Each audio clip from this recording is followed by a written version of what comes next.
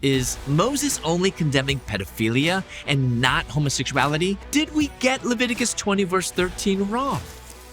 What's the naked truth?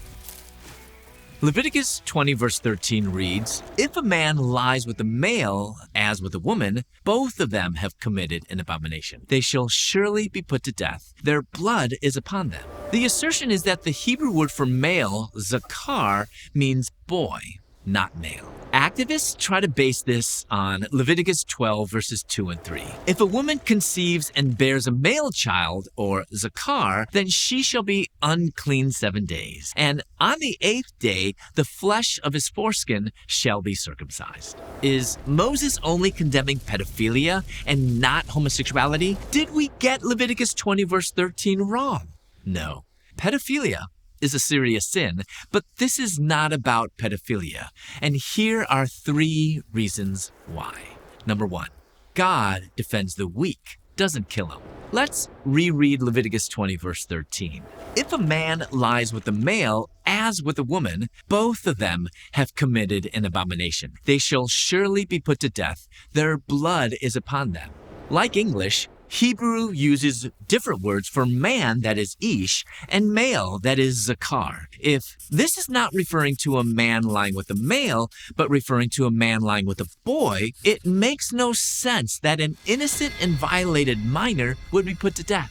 In Deuteronomy 22 verses 25 through 27, the rapist was put to death, while the victim was safeguarded from shame and punishment. This myth that Leviticus 20 verse 13 is about pedophilia is hugely problematic because it makes God out to be an oppressor, which is completely contrary to his character as protector of the powerless. Psalm 82 verse 4 reads, "Rescue the weak and the needy. Deliver them from the hand of the wicked." This dual punishment makes it obvious that this is not about a man and an innocent boy, but concerning 2 guilty individuals. Number 2, pedophilia was common in Rome, and Israel was not Rome. You'll often hear TikTok theologians berating us for not looking at context. But did you know there is right historical context and wrong historical context? Let me break it down.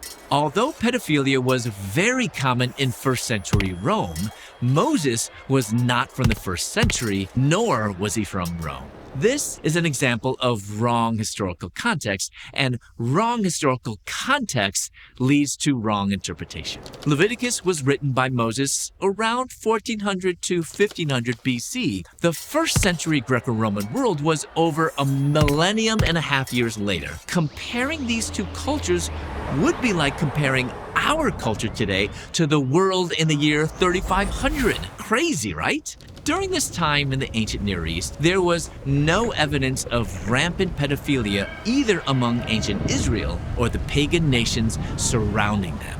Again, wrong historical context leads to wrong interpretation. Number 3, male simply means male. Yes, I know. In today's world, doctors, lawyers, even Supreme Court justices can't answer the question, what is a woman? But in the Bible, a male is a male. It never solely means boy. The Hebrew word for boy is yeled, found 31 times just in Genesis and Exodus. Moses did not use yeled in Leviticus 20 verse 13. Zakar is the generic and all-encompassing Hebrew word for male. This word occurs 82 times in the Old Testament. Every single time it means male, regardless of age. Whether the male is a child or an adult depends on literary context, and literary context is distinct from historical context, as it focuses on the verses and paragraphs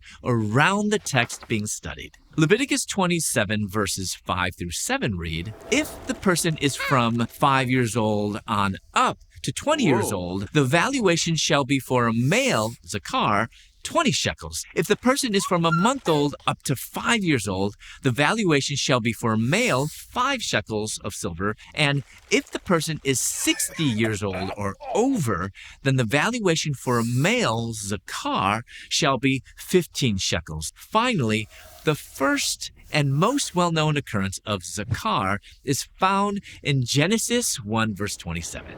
If zakar only means boy, then Genesis 1 verse 27 would read, "So God created man in his own image. In the image of God, he created him. Boy and female, he created them."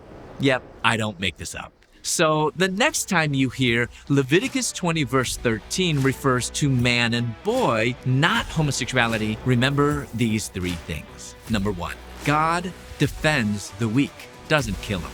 Number 2, pedophilia was common in Rome and Israel was not Rome. Number 3, male simply means male. For the Naked Truth, I'm Christopher Yuan.